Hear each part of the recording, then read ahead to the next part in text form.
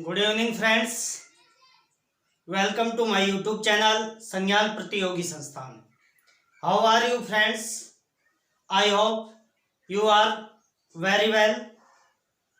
सो friends, आज हम बात करते हैं कंप्यूटर में हमने ऑपरेटिंग सिस्टम पढ़ लिया था, इनपुट डिवाइसेस, आउटपुट डिवाइसेस, ये सारे हमने पढ़ लिए थे। उसके बाद हमने एमएस वर्ड कंप्लीट कर लिया था, माइक्रोसॉफ्ट ऑफिस में हमने एमएस वर्ड कंप्लीट किया। उसके बाद आज हम बात करेंगे माइक्रोसॉफ्ट एक्सेल, एमएस एक्सेल की बात करते हैं दोस्तों।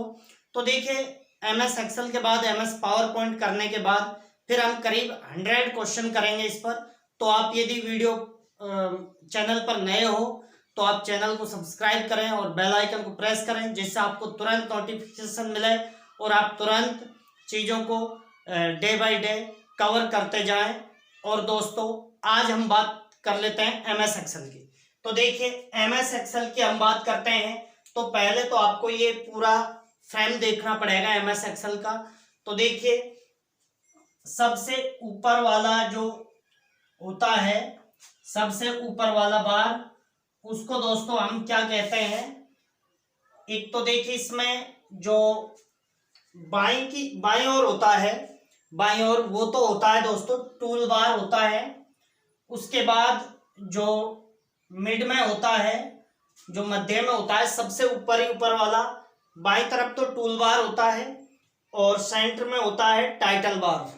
उसके बाद जो राइट कॉर्नर होता है दोस्तों, राइट कॉर्नर में टॉप पर, वहां पर 3 ऑप्शन होते हैं। आपसे पूछा जाएगा कि भाई मिनिमाइज, मैक्सिमाइज और क्लोज के ऑप्शन एमएस एक्सेल में या फिर एमएस वर्ड में भी वहीं पर होते हैं।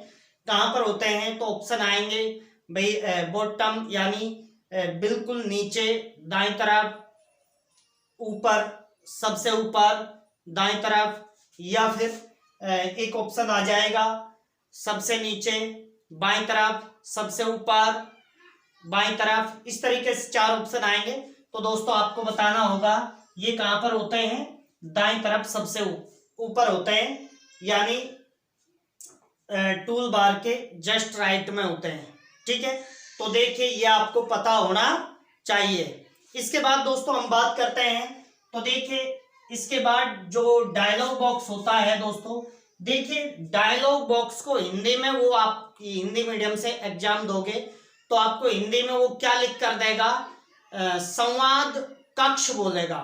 देखिए दोस्तों, डायलॉग बॉक्स होता है, डायलॉग बॉक्स। तो देखिए, इसको क्या लिखेगा वो? संवाद कक्ष, संवाद कक्ष। ठीक है, ये लिखकर चलेगा वो। तो आपको ये ध्यान रखना है। और कई बार बैकग्राउंड, जैसे हम बैकग्राउंड यूज करते हैं तो उसको पृष्ठभूमि कहेगा वो हिंदी में। तो ये शब्द आपको थोड़े इंग्लिश में ही ध्यान रख लेने हैं। तो देखिए, डायलॉग बॉक्स में क्या क्या होते हैं दोस्तों? फाइल होती है, फाइल का ऑप्शन होता है एक, home, insert, page layout, formals, data, review और व्यू, ये होते हैं दोस्तों डायलॉग बॉक्स में। तो ये आपको पता होने चाहिए, आपको ध्यान रखने हैं। यदि पता भी नहीं है तो कोई दिक्कत नहीं है, अब आपको थोड़ा तैयार करना है। और दोस्तों देखिए, इसमें जैसे भी आप काम करोगे, नई फाइल जैसे ही ओपन करोगे, तो इसमें जब तक आप फाइल नेम नहीं डालोगे, उसको सेव नहीं करोगे, तो डिफॉल्ट बुक 1 लिखा मिलेगा। डिफॉल्ट का मतलब स्वतः ही अपने आप क्या फाइल नेम मिलेगा दोस्तों? बुक 1। पूछा जाता है एग्जाम में कि भाई एमएस एक्सेल में न्यू फाइल जब तक सेव नहीं करते हैं तो उसमें स्वतः ही क्या नाम लिखा मिलता है? तो बुक 1 लिखा मिलता है दोस्तों। ठीक है, बाद में तो जैसे अपन फाइल को सेव करके उसका नाम परिवर्तित कर सकते हैं, कुछ भी।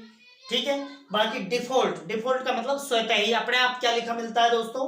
बुक 1 लिखा मिलता है। ठीक है, इसके बाद दोस्तों देखिए, एक यहाँ क्लिप बोर्ड होता है दोस्तों। देखिए, ये क्लिप बोर्ड है, आप थोड़ा अच्छे से देख लेना। क्लिप बोर्ड में कौन सा डेटा जाता है, ये हमने बातें सारी एमएस वर्ड में भी कर ली हैं। ठीक है, तो आप एमएस वर्ड पढ़ोगे, यहाँ पढ़ोगे तो आपको ये चीजें क्लियर हो जाएंगी। तो देखिए, इसमें पेस्ट, कट और क्या हुआ, डेटा जाता है क्लिपबोर्ड में। और ब्रश का ऑप्शन भी यहीं पर होता है। ब्रश का ऑप्शन जो हम मिटाते हैं उसको, तो ब्रश का ऑप्शन भी किस में होता है? क्लिपबोर्ड। तो क्लिपबोर्ड में पेस्ट, कट और ब्रश, ये ऑप्शन होते हैं दोस्तों। उसके जस्ट आगे दोस्तों कैलिब्री होता है, फिर यहाँ पर फॉन्ट होते हैं, जैसे बोल्ड होता है, इटैलिक होता है, अंडरलाइन होता है। इस तरीके से यहाँ पर 11 फॉन्ट होते हैं। कितने होते हैं दोस्तों? 11 फॉन्ट। आगे क्या साइज होता है दोस्तों? साइज होता है आगे, जैसे भाई बढ़ा सकते हो, मिनिमाइज कर सकते हो, तो इस प्रकार से साइज होता है। ठीक है, इसके बाद अलाइनमेंट होता है। अलाइनमेंट दोस्तों आपको मैंने एमएस वर्ड में बताया था, 4 होते हैं, लेफ्ट, राइट, सेंटर और जस्टिफाई। अलाइनमेंट के टाइप पूछे जाएंगे आपसे, कौन कौन से होते हैं? लेफ्ट होता है, राइट होता है, सेंटर होता है और जस्टिफाई होता है। ठीक है, तो ये आपको अलाइनमेंट भी ध्यान रखने हैं। उसके बाद हम बात करते हैं आगे जनरल, नंबर वगैरह होते हैं, परसेंटेज वगैरह, वो इस जस्ट अलाइनमेंट के आगे वाले बॉक्स में होते हैं। उसके बाद स्टाइल होती है, फॉन्ट स्टाइल होती है दोस्तों, फिर सेल्स दिखाई जाती है, यहाँ पर एडिट का ऑप्शन होता है, ये सारे होते हैं। और इन सबको रिबन बोलते हैं दोस्तों, इन सबको क्या बोलते हैं?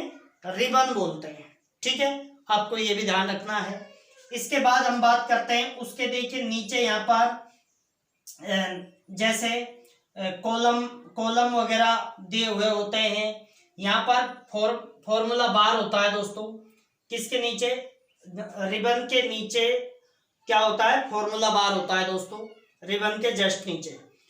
उसके बाद हम बात करते हैं, तो देखिए फॉर्मूला बार में क्या होता है, जो एक्टिव सेल होती है, अभी सेल की हमने बात नहीं करी पर फिर भी आप थोड़ा ध्यान दे लीजिए।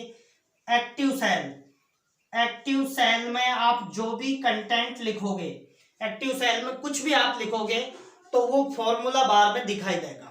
जैसे एक्टिव, और एक्टिव सेल को आप कैसे पहचानोगे? एक्टिव सेल क्या हाईलाइट दिखेगी, जैसे यहाँ पर ये है एक्टिव सेल दोस्तों, ये एक्टिव सेल है, यानी हाईलाइट दिखाई दे रही है आपको, तो ये एक्टिव सेल है। इसके आसपास की, जैसे देखिए इधर दाईं तरफ, ये बाईं तरफ, इधर यहाँ पर ऊपर नीचे इधर, मतलब इसके चारों तरफ जो सेल दिखाई देते हैं उनको एडजेसेंट सेल कहते हैं, एडजेसेंट सेल कहते हैं दोस्तों। देखिए एक्टिव सेल कौन सी होती है? जो हाईलाइट होती है। एडजेसेंट सेल, इसके चारों तरफ की जो भी सेल्स होती हैं वो क्या कहलाती हैं? एडजेसेंट सेल्स कहलाती है दोस्तों। सेल एक्चुअल में क्या होती है, अब आप थोड़ा ध्यान दीजिए, सेल क्या होता है? देखिए इस तरीके से कॉलम होते हैं, जैसे ए बी सी डी, ये कॉलम होते हैं दोस्तों। ये ए कॉलम है, ये बी कॉलम है, ये सी कॉलम है, ये डी। इस तरीके से ये रो होती हैं, 1 2 3 4। तो देखिए कॉलम और रोज के कॉम्बिनेशन, यानी स्तंभ और पंक्तियों के कॉम्बिनेशन से जो बनती है, एक यूनिट बनती है, उसे कहते हैं दोस्तों सेल कहते हैं। अब देखिए आपको यहां पर एक बात ध्यान देनी है दोस्तों, कि जैसे देखिए कॉलम व रो से तो क्या बनती है? कॉलम व रो से बनती है सेल। ठीक है, और सेल बहुत सारी सेल मिलकर बनती है दोस्तों वर्कशीट बनती है। ठीक है, देखिए कॉलम व रो मिलकर क्या बनती है? एक सेल बनती है। बहुत सारी सेल मिलकर क्या बनाती हैं दोस्तों? वर्कशीट बनाती हैं। और बहुत सारी वर्कशीट बहुत सारी मिलकर के क्या बनाती हैं दोस्तों? वर्कबुक। क्या बनाती हैं? वर्कबुक बनाती हैं। ध्यान रखें, तो सबसे बड़ा क्षेत्र किसका होता है? वर्कबुक का होता है। देखिए कॉलम व रो से सेल बनती है, बहुत सारी सेल मिलकर के वर्कशीट बनाती हैं, बहुत सारी वर्कशीट आपस में मिलकर के किसका निर्माण करती हैं? वर्कबुक। और दोस्तों आपसे यह भी पूछा जाएगा कि एमएस एक्सेल में फाइल को क्या कहते हैं? तो वर्कबुक ही कहते हैं दोस्तों। एमएस एक्सेल में फाइल को क्या कहते हैं दोस्तों? एमएस एक्सेल में फाइल को कहते हैं वर्कबुक कहते हैं। और दोस्तों देखिए एमएस वर्ड में मैंने बता चुका हूं मैं आपको, एमएस वर्ड में क्या कहते हैं फाइल को? तो एमएस वर्ड में फाइल को कहते हैं दोस्तों डॉक्यूमेंट। अब अपन बात करते हैं, तो एमएस एक्सेल में आपको एक बात ध्यान रखनी, जूमिंग कितना होता है दोस्तों? यहाँ पर यहाँ पर जूमिंग होता है 10% से लेकर 400% तक, 10% से लेकर 400% तक, जबकि MS वर्ड में कितना था, 10% से लेकर 500% तक, 500 तक। ठीक है, इसके बाद देखिए यहाँ पर एक्सटेंशन क्या होता है दोस्तों, एक्सटेंशन, तो देखिए एक्सटेंशन यहाँ पर होता है दोस्तों .xls या .xlsx। इसका क्या मतलब है, तो दोस्तों देखिए 2007 से लेकर लेटेस्ट वर्जन 2019 तक के जो MS एक्सेल है, 2007 से लेकर 2019 तक का जो MS एक्सेल के वर्जन है वहां तो एक्सटेंशन काम आता है .xls, और 2007 से पहले का जैसे 2000 है, 2003 है, इनमें .xls पूछे जाएंगे। यहां से हर जगह से क्वेश्चन बनेगा दोस्तों। ठीक है, इसके बाद हमने देखिए वर्ड में क्या एक्सटेंशन पढ़ा था, वर्ड में पढ़ा था दोस्तों, MS वर्ड में हमने क्या पढ़ा था, वहां पर पढ़ा था .doc या .docx। तो यहां पर भी वही लॉजिक है, 2007 वर्जन 2007 से लेकर 2019 तक का .cocx है, docx है, और उससे पहले का .doc है। तो ये आपको अच्छे से समझ आ गए होंगे दोस्तों। तो देखिए अब अपन बात करते हैं, जैसे कोई भी जो यहाँ पर सेल होती है, वर्कशीट होती है दोस्तों, जो सेल होती है उसका मतलब कैसे नामकरण दिया जाता है। तो जैसे हम एक्टिव वर्कशीट, यही है एक्टिव सेल, कौन सी है दोस्तों, ये है एक्टिव सेल, ये वाली हाईलाइट हो रही है, ये एक्टिव सेल मानी जाती है। तो इसका हम देखते हैं, तो पहले देखे जाते हैं दोस्तों कॉलम। तो देखिए ये कॉलम कौन सा है, डी, तो पहले लिखेंगे दोस्तों डी, और फिर देखिए रो कौन सी है, पंक्ति कौन सी है, 3। तो आपसे ये पूछा जाएगा तो आप तुरंत बता दोगे कि भाई ये जो हाईलाइट दिख रही है एक्टिव सेल है, ये इसका आपको पता, एड्रेस पूछा जाएगा आपसे, एड्रेस, एक्टिव सेल का एड्रेस। तो एक्टिव सेल का एड्रेस निम्नलिखित में से कौन सा हो सकता है या नहीं हो सकता, ऐसे आएगा। तो जैसे ऑप्शन ए तो आ गया दोस्तों, D3 आ गया, ऑप्शन बी आ गया, 3D आ गया, पहले पंक्ति को लिख देगा, बाद में कॉलम को लिख देगा। ऑप्शन सी मान लीजिए उसने लिख दिया यहाँ पर 3, 4 लिख दिया, मतलब ऐसे लिख देगा। आप सोचोगे कि भाई 1, 2, 3, 4 नंबर पे है, 3 नंबर पर क्या है, कॉलम है। ऑप्शन डी आपको लिख देगा, जैसे डी लिख देगा। तो आपको बताना है पहले तो क्या आएगा दोस्तों, कॉलम आएगा, फिर आएगा क्या, रो यानी पंक्ति आएगी। तो आपको आराम से लिख सकते हो, देखिए ए बी सी डी तो कॉलम है, फिर देखिए 1, 2, 3 रो है, तो ये इसका एड्रेस हो गया, एक्टिव सेल का एड्रेस आप आराम से पहचान लोगे, कोई दिक्कत है। इसके बाद देखिए दोस्तों आगे अपन बात करेंगे कि जैसे हम फॉर्मूला लिखते हैं, MS एक्सेल में फॉर्मूला कैसे लिखा जाता है। तो देखिए फॉर्मूला लिखते समय बराबर का चिन्ह लगाया जाता है। फॉर्मूला लिखते समय हमेशा किसका चिन्ह लगाया जाता है दोस्तों, MS एक्सेल में कई बार क्वेश्चन पूछा गया है। MS एक्सेल में फॉर्मूला लिखते समय फॉर्मूला से जस्ट पहले किसका चिन्ह लगाया जाता है, बराबर का। उसके बाद आप लिख दोगे जैसे A + B, या मान लीजिए आपने लिख दिया C + D। यहाँ पर ये A और B कोई कॉलम नहीं है, यहाँ पर ये सेल्स को डिफाइन करती है, सेल के अंदर जो कंटेंट है उसको। ठीक है, तो देखिए ये फॉर्मूले हो गए दोस्तों, तो बराबर का चिन्ह लगेगा। एक होता है दोस्तों फंक्शन, फंक्शन और फॉर्मूले में अंतर समझ लेना, पूछा जाएगा आपसे। तो फॉर्मूला लिखते समय बराबर का चिन्ह लगाते हैं। फंक्शन कौन कौन से होते हैं दोस्तों, फंक्शन होते हैं जैसे सम होता है, तो सम लिखेंगे तो वो क्या लिखेंगे, ए और कोलन बी, A:B। तो अब सम का मतलब ही योग है, A और B का योग है। और दोस्तों तो ये फंक्शन हो गए। अब फंक्शन भी यहाँ कई प्रकार के होते हैं दोस्तों, आपको ध्यान रखना है कैसे कैसे होते हैं। फंक्शन का थोड़ा ध्यान देना है आपको। तो फॉर्मूला लिखते समय आपको समझ आ गया, बराबर का चिन्ह। फंक्शन क्या होता है, कोई भी जैसे सम है, मल्टीपल है, डिवाइड है, ये सारे फंक्शन होते हैं। तो जैसे मान लीजिए हमने यहाँ पर लिखा, एक क्रम पूछा जाता है, कई बार फंक्शन का क्रम पूछा जाता है दोस्तों। फंक्शन या हम इनको ऑपरेशन भी कहते हैं, आपसे ऑपरेशन का क्रम पूछ लिया जाएगा दोस्तों। संक्रियाएं भी कहते हैं हिंदी में। देखिए फंक्शन क्या, सम, मल्टीपल, ये फंक्शन होते हैं। फंक्शन के अंदर इनको, ये सारी इनको ऑपरेशन कहते हैं। फिर फंक्शन, जो सारे फंक्शन एक साथ मिलकर ऑपरेशन कहलाते हैं, यानी संक्रियाएं कहलाती हैं। तो क्रम पूछा जाएगा आपसे संक्रियाओं का। संक्रियाओं का क्रम किस प्रकार से डिसाइड किया जाता है, तो दोस्तों आपको ध्यान देना है। पेमदास, पेमदास, ये ट्रिक याद रखनी है। यानी पेम का मतलब पैंथेसिस आता है, यानी इसमें ये वाला ब्रैकेट आता है दोस्तों, ये वाला चिन्ह। तो सबसे पहले ये होता है। फिर ई का मतलब होता है एक्सपोनेंशियल, यानी चरघातांक की घात। जैसा अपन लगाते हैं 2 की घात 4, या हमने ऐसे लिखा 2 पावर 4, तो इसका मतलब 2 की घात 4 है दोस्तों। तो उसके बाद क्या आती है दोस्तों, पावर आती है, चरघातांक, घात आती है, ठीक है। उसके बाद मल्टीपल आता है दोस्तों, मल्टीपल यानी गुणा आता है दोस्तों। गुणा यानी इस तरीके से, यहां पर इस तरीके से मल्टीपल आता है। उसके बाद डी का मतलब डिवाइड,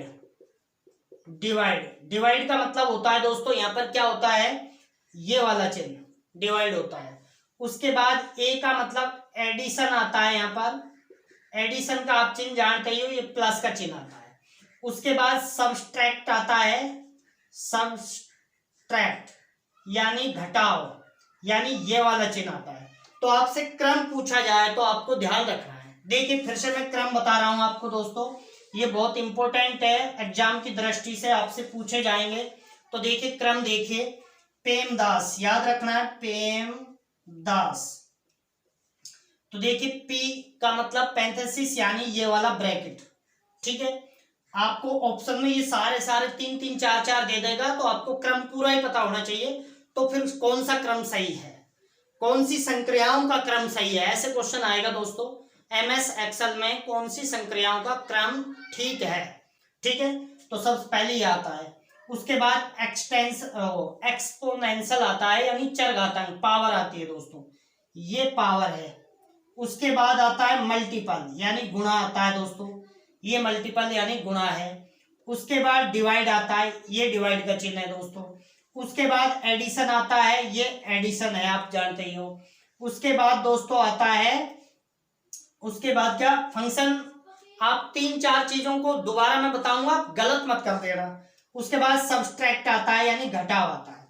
तो ये तो है दोस्तों संक्रियाएं, कौन सी संक्रियाओं का क्रम सही है, इस तरीके से आपसे पूछ लिया जाएगा, ठीक है। तो ये आपको पता होना चाहिए। अब अपन बात करते हैं, तो देखिए अब मैं दोबारा से एक बार रिपीट कर देता हूं।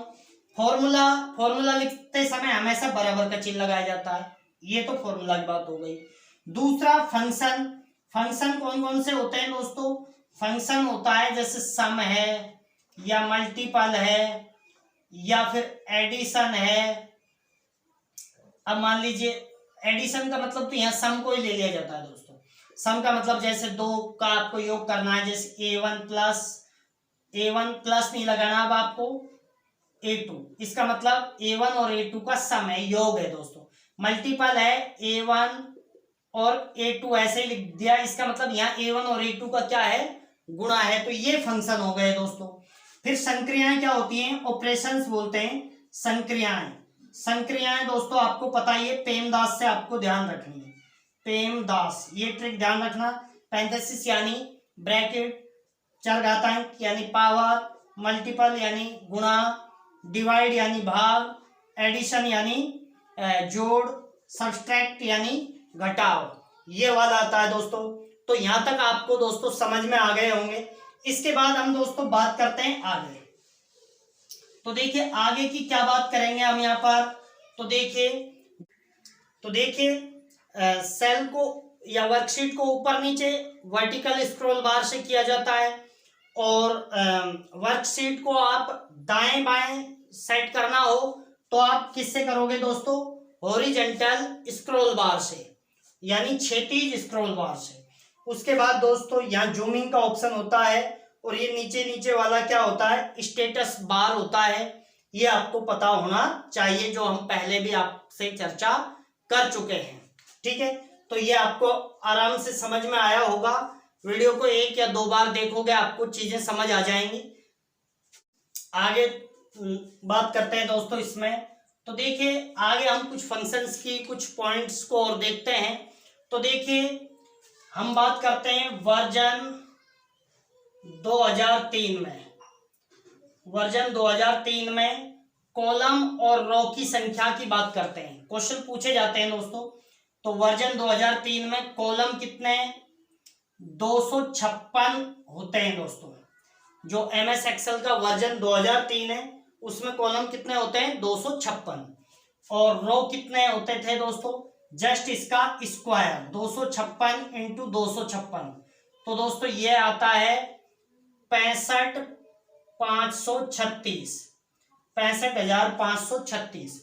तो ध्यान रखना है आपको, अलग अलग डिफरेंट याद रखना है कि भाई वर्जन 2003 में कॉलम कितने, 256, रो कितनी, 65,536।